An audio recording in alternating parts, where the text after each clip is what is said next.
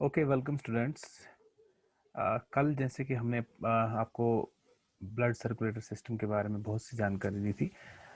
Today we are going to discuss about the topic blood, कि blood itself है क्या, इसके कौन कौन से कंपोनेंट्स हैं, ये खुद किस चीज़ का बना हुआ है, और हर वो जो कंपोनेंट है ब्लड का उसका फंक्शन क्या है। ठीक है, तो सबसे पहले हम डेफिनेशन पढ़ते हैं ब्लड की। Blood, red colored liquid tissue that carry oxygen, carbon dioxide, digested food, hormones, waste products, etc. from one part of the body to another part of body is called blood. blood क्या है? हमारे body में एक red colour का tissue है, liquid form में है। Liquid जानते हो ना आप क्या होता है? जिसमें मीन्स जैसे पानी है, आपका आपका दूध है, या कोई ऑयल है, ये लिक्विड फॉर्म में है। इसी तरह जो हमारा ब्लड है वो भी एक लिक्विड है। बट ये लिक्विड में क्या है, ये सिर्फ लिक्विड नहीं है, ये इतना नहीं कहेंगे सिर्फ कि ये पानी है, जैसे ऐसा नहीं है, बल्कि इसके अंदर कुछ सेल्स भी हैं, ग्रुप ऑफ सेल्स हैं। क्योंकि इसके अंदर ग्रुप ऑफ सेल्स हैं तो इसको हम टिश्यू भी कह रहे हैं। इसके अंदर क्या है बेसिकली, तो ये सेल सिर्फ लिक्विड नहीं है बल्कि एक टिश्यू फॉर्म भी है इसकी, यानी बहुत से किस्म के सेल से बना हुआ है ये। क्लियर? तो रेड कलर्ड है, इसका क्या है? रेड कलर है। Red colour liquid tissue that carry oxygen, carbon dioxide, digested food, hormones, waste products, etc. from one part of the body to the another part. जैसे हमने आपको ऑक्सीजन का कहा था कि ब्लड उसको लंग्स से डिफरेंट पार्ट्स ऑफ बॉडी तक पहुंचा रहा है। सिमिलरली कार्बन डाइऑक्साइड को डिफरेंट पार्ट्स ऑफ बॉडी से लंग्स में पहुंचा रहा है। फिर हमने कहा था कि डाइजेस्टेड फूड जो स्मॉल इंटेस्टाइन में पहुंचा था डाइजेस्ट होकर, वो डाइजेस्ट फूड इसमें ब्लड में चला गया, डाइजेस्टेड फूड वहां से वो डिफरेंट पार्ट्स ऑफ बॉडी तक पहुंच गया। सिमिलरली हमारी बॉडी के अंदर कुछ केमिकल्स बनते हैं जिनको हम हार्मोन्स बोलते हैं, वो हों या वेस्ट प्रोडक्ट्स जो बन रहे हैं, जो भी हमारे अंदर कोई प्रोसेस हो रहे हैं, मेटाबॉलिक प्रोसेस हो रहे हैं, उनके अंदर कुछ वेस्ट प्रोडक्ट्स भी हमारे बॉडी के अंदर डिफरेंट सेल्स में बन रहे हैं। उन वेस्ट प्रोडक्ट्स को बॉडी से रिमूव करना है, तो यानी एक जगह से दूसरी जगह उनको लेना है। उस केस में भी हमें क्या चाहिए? कोई मीडियम चाहिए, यानी कोई चीज चाहिए जो उसको एक जगह से दूसरी जगह ले जाए। तो हमारी बॉडी में ऐसा कौन सा फ्लूइड है, यानी कौन सा टिश्यू है, फ्लूइड लिक्विड टिश्यू है, वो कौन सा है? ब्लड। यानी ब्लड ही ये सारे काम कर रहा है, ऑक्सीजन को एक जगह से दूसरी जगह ले रहा है, carbon dioxide, digested food, hormones and waste products, different types of things that are being carried out from one part of the body to the another, they are being carried out by this blood. Okay, अब हम जानते हैं what are the different components of blood. तो main components of blood, अब ये समझेंगे हम कि ये जो ब्लड जिसकी हम बात कर रहे हैं कि ये जो है डिफरेंट एक जगह से दूसरी जगह के लिए चीजों को ले जा रहा है, इस ये खुद किस किस चीज का बना हुआ है। तो ये किस किस चीज का बना हुआ है ये जानने की कोशिश करते हैं हम। फर्स्ट ये है प्लाज्मा। किस चीज का बना हुआ? प्लाज्मा। देन है रेड ब्लड सेल्स, या जिनको हम आरबीसीज भी बोलते हैं। देन देन मैं आपको पहले चारों चीजों के बारे, जो भी इसके कंपोनेंट्स उनके बारे में बता देता हूँ, फिर हम आराम आराम से। फिर है ये बना व्हाइट ब्लड सेल्स, या जिनको हम डब्ल्यूबीसीज भी कहते हैं। And finally platelets. तो अब हम एक एक जो कंपोनेंट है ब्लड का उसको हम समझने की कोशिश करते हैं कि वो है क्या। तो सबसे पहले प्लाज्मा। देखिए, मैं आपको पहले एक एग्जांपल देता हूं, फिर आपको मैं यहाँ ये चीजें समझाने की कोशिश करूंगा। यूं सोचिए, सपोज कि आपके घर में क्या है, आपने कहीं से एक पाइप लगाई है दूर से जिसमें पानी आ रहा है आपके घर के लिए। तो मान लीजिए जहां से ये पानी आ रहा है वहीं पे क्या है, उस पानी में कहीं वहीं पे जहां से वो आ रहा है, सोर्स जो है, वहां से क्या है, मान लो कुछ मिट्टी, किसी ने मिट्टी उस पानी में डाल दी है, रेत उसमें डाल दी है, या कोई और चीज, मान लो कोई और चीज उसमें डाल दी, यानी हिला दिया, तो वहां से वो सारा मिट्टी, रेत या कोई और चीज है, वो लकड़ी का पीस मान के चलो छोटे छोटे से, वो सारे उस पानी के साथ कहाँ आ रहे हैं? आपकी घर की तरफ आ रहे हैं। तो यहाँ पे मैं आपको चार चीजें समझा रहा हूँ। एक पानी है, सिर्फ पानी, यानी जो लिक्विड है प्योर वाटर। दूसरा क्या आया? दूसरा आया आपका डस्ट, सॉरी सॉइल, मिट्टी का जो पोर्शन है। देन सैंड मान लीजिए उसमें है। देन मान लीजिए हम कहते हैं कि उसमें एक वुडन छोटे छोटे से पीस है। तो 4 चीजें हो गई।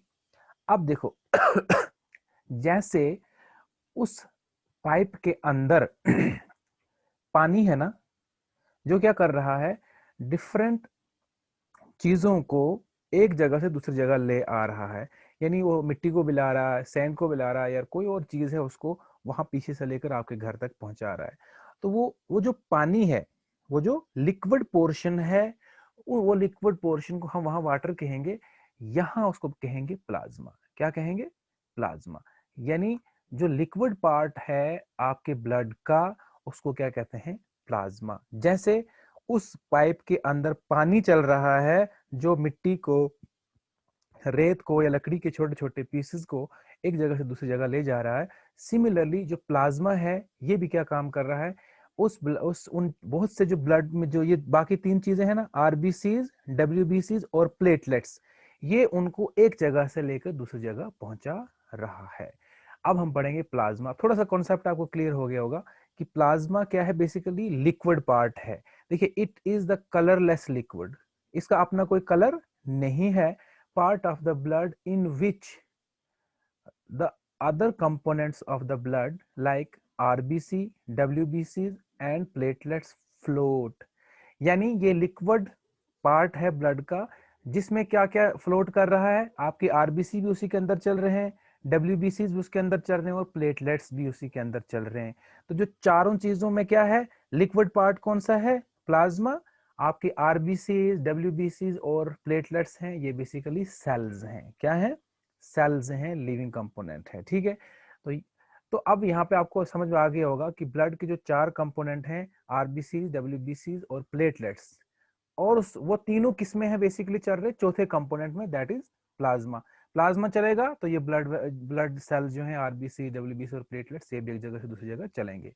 अब देखिए, इनफैक्ट प्लाज्मा कैरीज, अच्छा इस प्लाज्मा, अब ये जो लिक्विड है, और कौन कौन सी चीजें हैं जो इस प्लाज्मा में चल रही हैं? देखो, हमने कहा तो था कि ब्लड के अंदर डाइजेस्टेड फूड भी चल रहा है। तो याद रखें, वो डाइजेस्टेड फूड भी इसी प्लाज्मा के अंदर चल रहा है।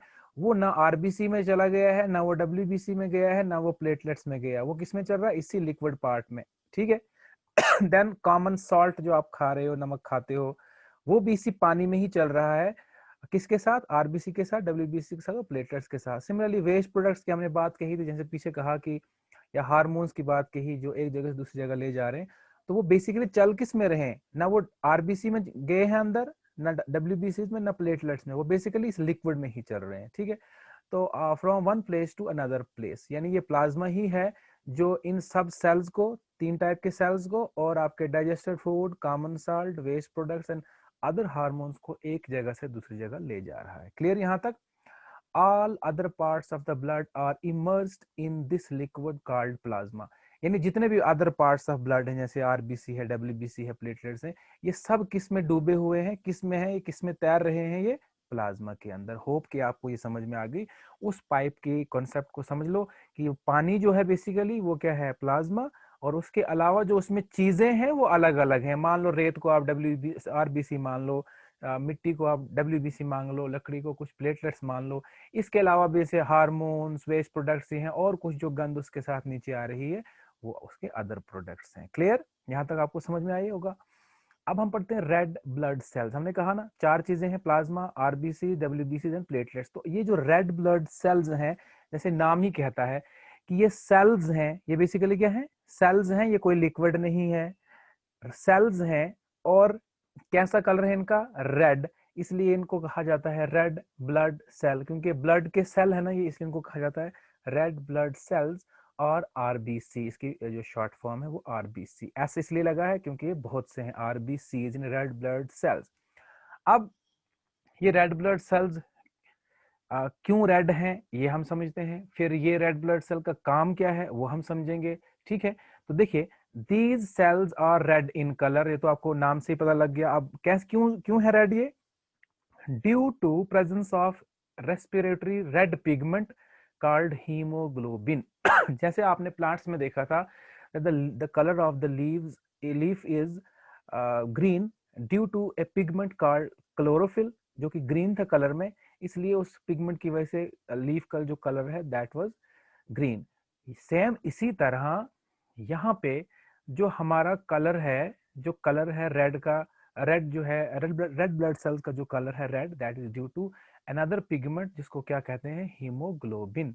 वहां क्लोरोफिल था, यहाँ हीमोग्लोबिन, ये आपने याद रखना है, ये पिगमेंट होता है आरबीसीज के अंदर, उसी वजह से जो इसका कलर है वो क्या है, ब्लड का रेड। देखो आरबीसी का भी रेड हो गया ना बिकॉज ऑफ हीमोग्लोबिन, और इसी वजह से जो आपका ब्लड है, टोटल ब्लड, उसका कलर भी क्या है, रेड। ठीक है, red blood cells with haemoglobin carry oxygen from lungs to all cells of the body. अब हमने कल तक ये समझाया था, कल मैंने आपको एक्सचेंज ऑफ गैसेस की जब कॉन्सेप्ट दिया था कि एल्वियोलाई से, क्योंकि एल्वियोलाई के अंदर ऑक्सीजन ज्यादा होती है, वो वहां से डिफ्यूज होकर इसमें ब्लड में चली आती है। अब थोड़ा सा आपको और स्पेसिफिक होना है। हमने कहा था कि ब्लड उसको लेकर डिफरेंट पार्ट्स ऑफ बॉडी तक पहुंचा रहा है, ये कहा था ना हमने। अब आपने मेन चीज जो याद रखनी है वो ये याद रखनी है कि रेड ब्लड सेल्स ही ऐसे सेल्स हैं आपके ब्लड के जो ऑक्सीजन को एक जगह से दूसरी जगह ले रहे हैं। यानी अगर हम 4 कंपोनेंट्स की बात करें, प्लाज्मा, आरबीसी, डब्ल्यूबीसी और प्लेटलेट्स, उनमें से कौन से सेल्स हैं या कौन सा कंपोनेंट है जो ऑक्सीजन को लंग्स से लेकर डिफरेंट पार्ट्स ऑफ बॉडी तक पहुंचा रहा है, डिफरेंट सेल्स तक पहुंचा रहा है, तो वो कौन से सेल्स हैं, ये वो है आरबीसी। तो आपको ये आपको फंक्शन समझ में आ गया होगा that RBCs are the cells that carry oxygen from lungs to all cells of the body. Clear यहाँ तक? Hemoglobin of RBC also carries small amount of carbon dioxide from body tissue to lungs. अब हमने ये भी कहा था आपको कि जो ब्लड है जो ब्लड है वो क्या कर रहा है, वो डिफरेंट बॉडी पार्ट से कार्बन डाइऑक्साइड को भी उठाकर कहाँ ला रहा है, लंग्स की तरफ, ताकि लंग्स से वो बाहर चली जाए। अब याद रखना, यहाँ पे मैंने लिखा है हीमोग्लोबिन जो होता है सेल के अंदर, दैट आल्सो कैरी, बट यहाँ याद रखना small amount of carbon dioxide, थोड़ा सा ही अमाउंट कार्बन डाइऑक्साइड का वो अपने साथ लिंक करके उसको बॉडी टिश्यूज तक पहुंचाता है। ये एक पॉइंट याद रखेंगे। यहाँ कहा हमने कि ऑक्सीजन को तो वो सब ऑक्सीजन ले आ रहा है, सारी ऑक्सीजन ला रहा है वो हीमोग्लोबिन से, किसकी तरफ, आपकी सेल्स की तरफ। लेकिन जब कार्बन डाइऑक्साइड ला रहा है तो कार्बन डाइऑक्साइड सारी नहीं ला रहा है, कार्बन डाइऑक्साइड वो सारी नहीं ला रहा है, बल्कि क्या है, उसका स्मॉल अमाउंट ही वो टिश्यू से उठाकर लंग्स तक लाता है।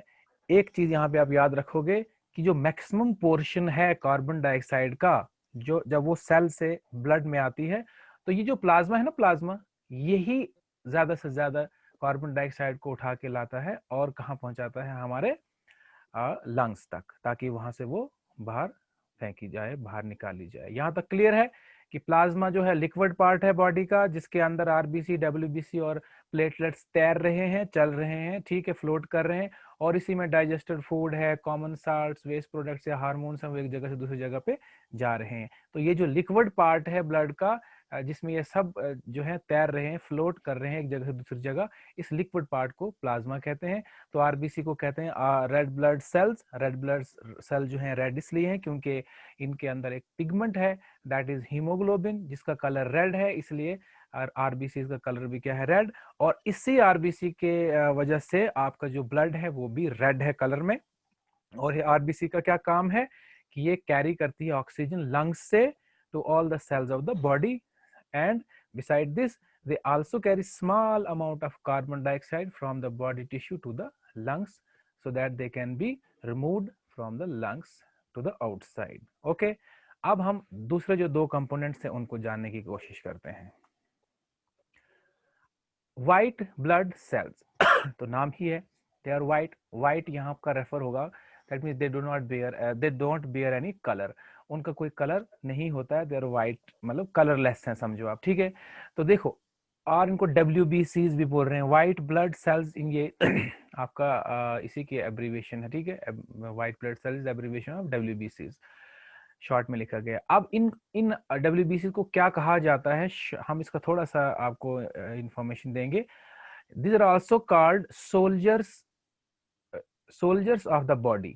सोल्जर्स क्या होते हैं? सोल्जर्स होते हैं जैसे आपके देखिए कंट्री है ना, हमारा सोल्जर कौन है? फौजी, जो हमें दुश्मन से बचा रहा है, जो हमें कोई भी दुश्मन जो हम पर हमला कर रहा है, हम पे कोई मुसीबत खड़ी कर रहा है, जो सोल्जर होता है वो क्या करता है? उसको मार डालता है, उसको खत्म कर डालता है, ताकि आपका कंट्री, आपका मुल्क जो है वो दुश्मन से बचा रहे, उसको कोई नुकसान ना हो। सिमिलरली हमारी बॉडी के अंदर भी बहुत से सोल्जर्स हैं, सिंपल में याद रखेंगे, सोल्जर्स हैं जिनको कहा जाता है WBCs। तो वो भी क्या कर रहे हैं? वो भी एक काम कर रहे हैं। क्या काम कर रहे हैं? हमारे बॉडी के अंदर जितनी भी इंफेक्शंस होती हैं, यानी बाहर से कोई भी अटैक जो होता है हम पे, वो अटैक कैसे हो सकता है? आपके बैक्टीरियल इन्फेक्शन की वजह से, फंगल इन्फेक्शन की वजह से, यानी बहुत से जो बाहर से चीजें आ रही हैं, इन्फेक्शन आ रही हैं, ये WBC क्या कर रहा है? उनको खत्म कर रहा है, उनके साथ लड़ रहा है। तो सोल्जर हो गया ना फिर ये भी। इसीलिए WBCs are called the soldiers of the body। WBC form the defense system of our body। देखो हर ह्यूमन बीइंग में एक डिफेंस सिस्टम होता है। डिफेंस क्या होता है? अपने आप को बचाने का सिस्टम। किससे बचाना है? System of our body to fight against infection. ये कोई ये नहीं कि ये बंदूक लेकर बैठा है और जो हमारे WBC से बंदूक से किसी को मार रहे हैं, नहीं, ये किसी दुश्मन को मार रहे हैं।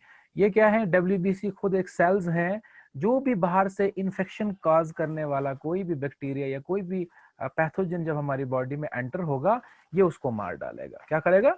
इसको मार डालेगा, और हमारा जो बॉडी है वो आराम से रह पाएगी, हमें कोई बीमारी नहीं लगेगी। तो ये याद रखेंगे एक पॉइंट कि WBCs are called soldiers of the body, यानी वो जैसे आपके फौजी हैं वैसे हैं आपकी बॉडी के, वो डिफेंस करने के लिए।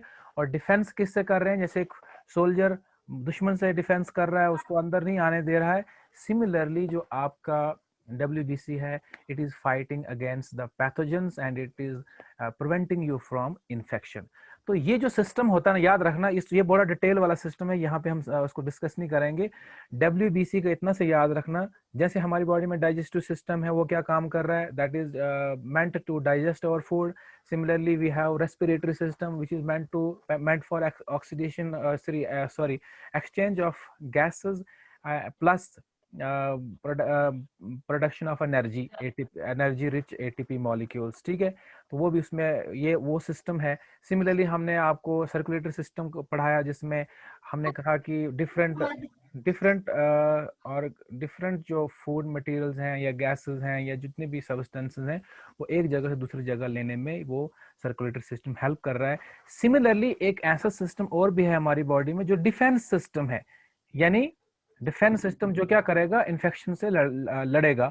तो इस सिस्टम को कहते हैं अम्यून सिस्टम। याद रखेंगे आप, क्या कहेंगे? Immune system. ये अम्यून सिस्टम जो है, ये जो अम्यून सिस्टम है, किसी की माइक माइक बंद कर दो, माइक बंद कर दो। डिफेंस सिस्टम जो है ये क्या कर रहा है? It it prevents, that immune system prevents us from external और फॉरेन जो भी पैथोजेंस हैं उनसे बचाता है हमको। क्लियर? तो जिस शख्स का इम्यून सिस्टम अच्छा होगा, यानी बीमारियों से लड़ने का सिस्टम अच्छा होगा, उस पे छोटी मोटी इन्फेक्शन उतना काम नहीं कर पाएंगी। सिमिलरली जिस ऑर्गेनिज्म का इम्यून सिस्टम यानी बीमारियों से लड़ने का जो सिस्टम है वो अगर अच्छा नहीं है, तो उसकी छोटी छोटी सी इन्फेक्शन भी हो जाती हैं। ये पॉइंट आपने याद रखना है। और ये जो डिफेंस सिस्टम किसने बना के रखा है? WBCs ने। ठीक है, अब इतने लेवल पे हम नहीं जाएंगे। अगर आपको थोड़ा और लेवल पे जाना है तो WBCs में क्या होता है, अगर आप चाहते हो तो हम आगे किसी और एक अलग से टॉपिक लेंगे इम्यून सिस्टम का। उसमें क्या है, आपने हम ये देखेंगे कि WBCs जो हैं they are further of many types, यानी इनकी भी टाइप्स हैं आगे। ठीक है, सिमिलरली RBCs की अलग टाइप्स हैं, बट हम उतना डिटेल में नहीं जाएंगे। सॉरी, ये WBC की बहुत सी टाइप्स हैं, उतना इसको डिटेल में नहीं जाएंगे। आप सिर्फ याद रखेंगे हम क्वेश्चन क्या पढ़ रहे हैं, डिफरेंट कंपोनेंट्स ऑफ ब्लड, जिसमें आप याद रखेंगे प्लाज्मा जो कि लिक्विड पार्ट है, जिसमें आपके आरबीसी, डब्ल्यूबीसी और प्लेटलेट जो हैं वो एक जगह से दूसरी जगह चल रहे हैं, घूम रहे हैं, फ्लोट कर रहे हैं। और उसी प्लाज्मा के अंदर आपकी फ्लूइड में जो जो फ्लूइड है, उसी के अंदर जो आपके खाने की जो चीजें हैं, डाइजेस्टेड फूड हुआ है, देन या आपकी कोई ऑक्सीजन है, कार्बन डाइऑक्साइड है, ये सारी चीजें एक जगह से दूसरी जगह चल रही हैं, ठीक है।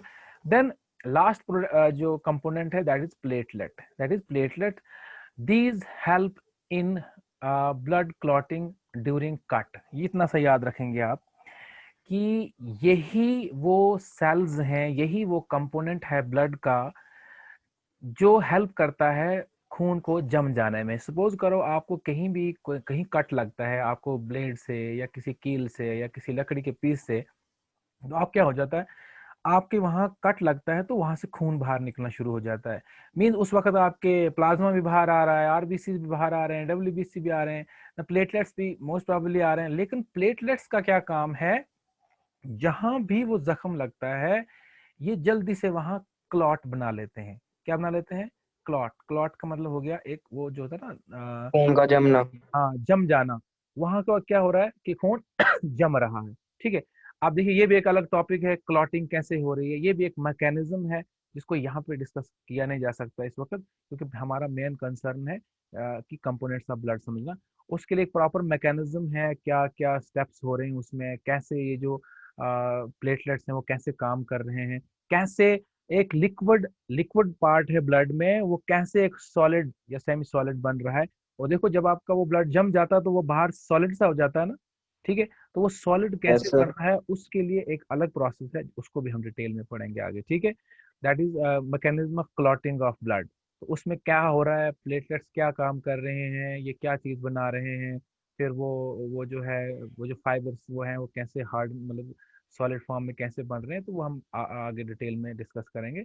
बट यहाँ पे जो हमने आपको समझाना था वो ये था कि there are different components of blood, and one is, जो थोड़ा सा मैं रिवाइज करूंगा अगर जो लेट आए हैं, plasma, another is RBC, RBCs, and third is WBCs, and the fourth are platelets. तो प्लाज्मा हमने कहा this is the basically liquid part of the blood in which other components of blood, जो वो बाकी वाले तीन components है ना, red blood cell, WBCs and platelets, वो उसमें फ्लोट करते हैं, ठीक है। जहां आपका प्लाज्मा चलेगा उसी में आपके आरबीसी, डब्ल्यूबीसी और प्लेटलेट्स भी चलते रहेंगे। और साथ ही साथ इसी प्लाज्मा के अंदर क्या है, इसी प्लाज्मा के अंदर क्या है, डाइजेस्टेड फूड भी चल रहा है, common salts, waste products, hormone, जो भी डिफरेंट या वेस्ट प्रोडक्ट जितने भी बॉडी में बन रहे हैं जो कि ब्लड में आ रहे हैं, वो इसी प्लाज्मा के अंदर चल रहे हैं, ठीक है। फिर हमने आरबीसी की बात की, that they are the red blood cells. इनको अगर साइंटिफिकली को नाम भी दिया जाए तो इनको इरिथ्रोसाइट्स भी बोलते हैं। ई से शुरू होता है, इरिथ्रोसाइट्स, आप चाहो तो लिख सकते हो, इरिथ्रोसाइट्स भी इनको बोलते हैं। आदि ये वो सेल हैं जो रेड हैं कलर में, जहाँ की नाम ही बता रहा है, और ये सेल्स हैं, ये भी याद रखेंगे आप। और इनमें एक रेस्पिरेटरी पिगमेंट होता है दैट इज कॉल्ड हीमोग्लोबिन। और रेस्पिरेटरी पिगमेंट का कलर कैसा है, रेड है। और उसी वजह से क्या है, आपकी आरबीसीज रेड हैं। और यही जो हीमोग्लोबिन है, यही क्या कर रहा है, जो आपके लंग्स से ऑक्सीजन जब ब्लड में आ रही है तो यही ऑक्सीजन जो है बाइंड हो जाती है, जुड़ जाती है किसके साथ, हीमोग्लोबिन के साथ। और हीमोग्लोबिन जो है जिस आरबीसी के अंदर होता है, वो आरबीसी के चलने के साथ साथ ये हीमोग्लोबिन भी वहां से चलता है। और जहां इसको जाना होता है, मान लो सेल्स के पास, जब सेल के पास क्या हो रहा है कि वहां कार्बन डाइऑक्साइड की कॉन्सेंट्रेशन ज्यादा है, ऑक्सीजन की कम है, इसलिए उस वक्त क्या है, ये ऑक्सीजन इससे छूट जाती है हीमोग्लोबिन से, और ये सेल के बाहर आकर उस वहां पे जो सेल के पास या जहाँ कोई वहां जो भी लिक्विड है, फ्लूइड है, टिश्यू का फ्लूइड है, उसमें चली जाती है और वहां से सेल के अंदर पहुंच जाती है, क्लियर। लेकिन जब ये वापस आ रहा होता है, यही आरबीसी जब वापस आ रहे होते हैं, तो ये small amount of carbon dioxide भी वहां से उठाकर लाते हैं। यानी थोड़ी सी जो कार्बन डाइऑक्साइड का अमाउंट है, ज्यादा नहीं, जितना ऑक्सीजन उतना नहीं, comparatively very less amount of carbon dioxide is being carried by these red blood cells from that tissue to the lungs so that they can be removed out from the lungs. यहाँ पे आप याद रखेंगे, max oxygen को lungs से तो ले जा रहा है आरबीसी, लेकिन वहां से ये उठा नहीं पा रहा सब कुछ, ठीक है। क्योंकि वो जो ऑक्सीजन है, वो जो कार्बन डाइऑक्साइड है, सॉरी, वो कार्बन डाइऑक्साइड इस प्लाज्मा में वो भी तैर के आ रही है। जैसे हमने यहाँ कहा ना वेस्ट प्रोडक्ट्स, तो वो भी तो हमारे बॉडी में वेस्ट प्रोडक्ट है ना, तो वो भी यहाँ से ही क्या हो रहा है, समझो उसमें फ्लोट होकर आपकी लंग्स तक पहुंच रहा है। क्लियर? और वहां से वो बाहर जा रहा है। फिर हमने थर्ड पार्ट कहा व्हाइट ब्लड सेल्स और डब्ल्यूबीसीज, जिनको हमने कहा कि they are soldiers of our body, और ये एक सिस्टम बनाते हैं, डिफेंस सिस्टम, जो कि फाइट करता है अगेंस्ट इन्फेक्शन, जो भी बाहर से इन्फेक्शन इन काजिंग एजेंट्स, जिनको हम पैथोजेंस बोलते हैं, वो जब भी हमारी बॉडी में एंटर करेंगे तो ये जो है आपके सेल्स, डब्ल्यूबीसीज के जो सेल्स हैं, जिसमें आपको आगे हम अगर टाइम मिला हम आपको डिस्कस करेंगे, लिम्फोसाइट्स हैं वो वगैरह, मोनोसाइट्स हैं, वो जो सेल्स हैं डिफरेंट टाइप के, वो इन इन इन एजेंट्स को खत्म कर लेते हैं। ठीक, और क्या कर लेते हैं, इनका बॉडी का डिफेंस सिस्टम बनाते हैं, और उस सिस्टम को क्या बोलते हैं, इम्यून सिस्टम। इम्यूनिटी भी लफ्ज सुना होगा, जैसे आजकल बोल रहे हैं अच्छा अच्छा खाना खाओ, विटामिन सी लो, ये चीजें ले लो जिससे आपकी इम्यूनिटी बढ़ जाएगी। ठीक है, तो वो बेसिकली इम्यूनिटी बढ़ाने का मसला ही यही है कि हम उन सेल्स को, वो जो कंडीशंस है जो इम्यून सिस्टम को डेवलप कर लेते हैं, हम उन्हीं चीजों पे फोकस कर रहे हैं, ताकि बाहर से कोई भी एजेंट, कोई भी फॉरेन एजेंट हमारी बॉडी में आए तो वो जो है, ये जो सेल्स हैं, ये जो डब्ल्यूबीसीज हैं, वो उनको खत्म कर दे। ठीक है, अब इसमें भी देखना, कुछ सेल्स ऐसे हैं, मैं उतना ज्यादा डिटेल में नहीं जाऊंगा बट थोड़ा थोड़ा बता देता हूँ। कुछ सेल्स ऐसे हैं जो कुछ दवाइयां बनाते हैं आपकी बॉडी में, यही डब्ल्यूबीसीज की टाइप्स है, वो दवाइयां बनाती हैं जिसको हम एंटीबॉडीज बोलते हैं। वो एंटीबॉडीज किल कर देती हैं उन एजेंट्स को, यानी जो पैथोजेंस बाहर से आए होते हैं। या कुछ ऐसे भी एजेंट्स हैं, ऐसे भी सेल्स हैं जो क्या कर रहे हैं, उस पूरे ऑर्गेनिज्म को ही, उस बैक्टीरिया या जो भी अंदर आ रहा है उस पूरे को ही अपने अंदर ले रहे हैं, उसको एनगल्फ कर रहे हैं, यानी खा रहे हैं और अपने अंदर बॉडी के उसको खत्म कर रहे हैं। जब वो खत्म हो जाएगा फिर से वो ब्लड के बाहर ब्लड में आ जाएगा, और ब्लड उनको लेकर कहाँ पहुंच जाएगा, किडनी के पास, और किडनी में वो मरे हुए, वो जो खत्म है, वो वेस्ट प्रोडक्ट जो है बॉडी में आया हुआ, वो किडनी उनको साफ करके ब्लड से निकाल कर यूरिन के थ्रू यूरिनरी ब्लेडर, और यूरिनरी ब्लेडर से यूरिथ्रा के बाहर आउट, बाहर से बाहर कर लेंगे। ठीक है, देखो हर चीज का एक सिस्टम बना हुआ है। क्लियर? तो फिर हमने प्लेटलेट्स की बात कही, these help in blood clotting, यानी ये क्लॉट करने में मदद करते हैं, खून को जमाने में मदद करते हैं। कब? During cut, during cut. ठीक है, तो यहां तक आपको समझ में आया? Yes sir. Is it clear यहां तक आपको? Yes sir. ठीक है, यस सर। ओके। तो चलिए, हम जो नेक्स्ट टॉपिक होगा उसमें हम डिस्कस करेंगे आपकी सिस्टमिक सर्कुलेशन और पल्मोनरी सर्कुलेशन, जो हमें रहा है थोड़ा सा कॉन्सेप्ट। तो अब हम ब्रेक के बाद आपसे मिलेंगे। ठीक है।